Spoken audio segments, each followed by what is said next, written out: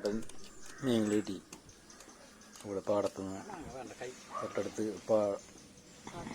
തോടും ചേറൊക്കെ ഉള്ളതാണ്. അവിടെ നിന്ന് കിട്ടിയാണ്. വല വെച്ചിട്ട് കരക്കരിക്ക് ചാടി വിടും റോട്ടിലോട്ടൊക്കെ. ബ്രാലി ഞങ്ങളുടെ നാട്ടിൽ പറഞ്ഞ കരിപ്പിടി. അപ്പോൾ അത് ഗൾഫിലോട്ട് കൊണ്ടുപോകാനായിട്ട് ക്ലീൻ ചെയ്യണം. അളിയനോട് തയ്ക്കാനായിട്ട്.